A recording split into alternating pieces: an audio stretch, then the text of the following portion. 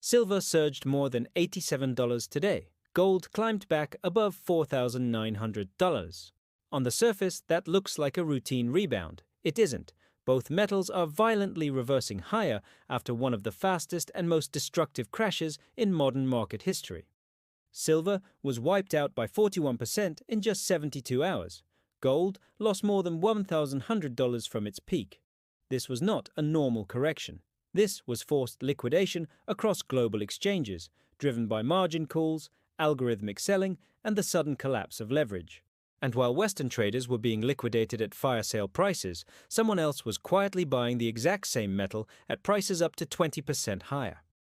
That buyer knew something, and once you see what they were responding to, the entire crash looks very different. 2 weeks ago, silver reached $121 an ounce, an all-time record. But what followed was not a typical sell-off. Gold dropped $200 in 10 minutes.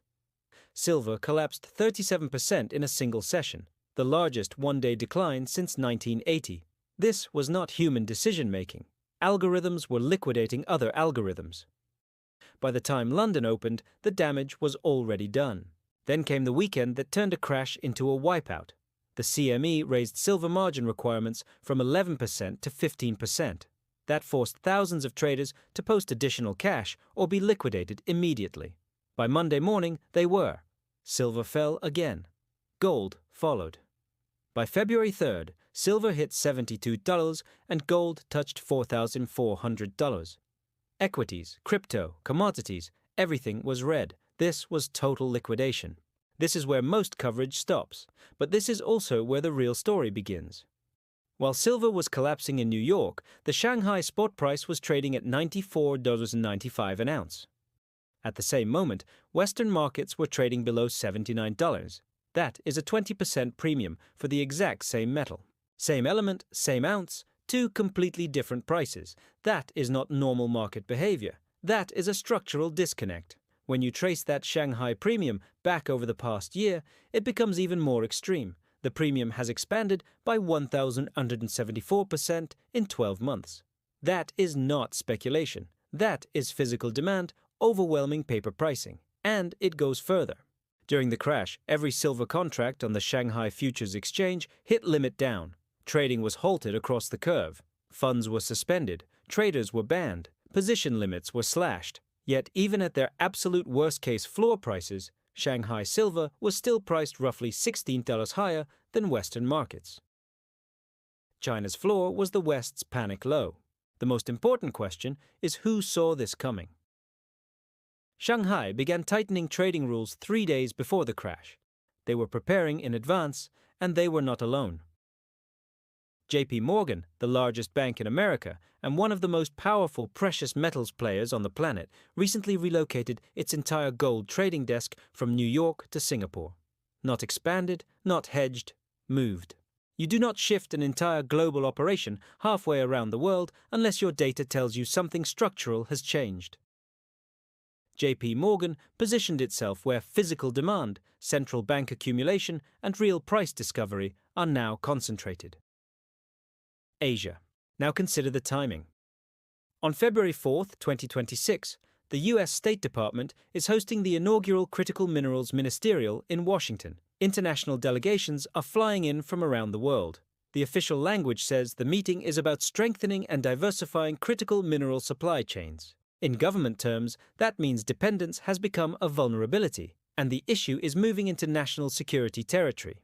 Silver is not a minor commodity in this context. In 2025 alone, 680 million ounces of silver were consumed for industrial use. That is roughly 60% of total demand, and it is silver that is used up permanently, not stored. Solar panels, electric vehicles, 5G infrastructure, semiconductors, advanced military systems, medical imaging equipment, none of these function without silver.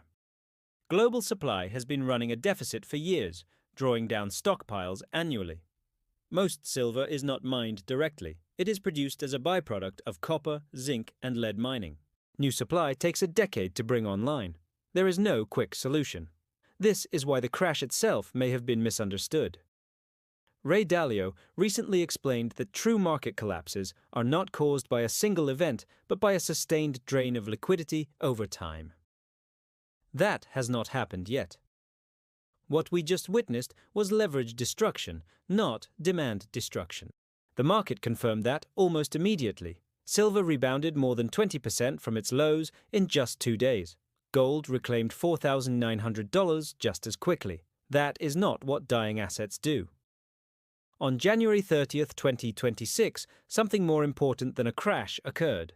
The paper silver market and the physical silver market separated. The Western market, driven by leverage and margin calls, collapsed. The physical market, especially in Asia, absorbed everything that was sold. Wealth did not disappear. It transferred. From emotional sellers reacting to red screens to strategic buyers thinking in decades. So, when people ask whether silver is dead, they are asking the wrong question. Which silver are they talking about? The paper version, traded on brokerage apps, may be structurally broken. But the physical metal, the one governments are meeting about, the one China is stockpiling, the one global banks are repositioning around, has never been more strategically important. What happens next may not be decided by traders or charts, but by policy decisions made behind closed doors. And the meeting in Washington tomorrow may determine how fast this story accelerates.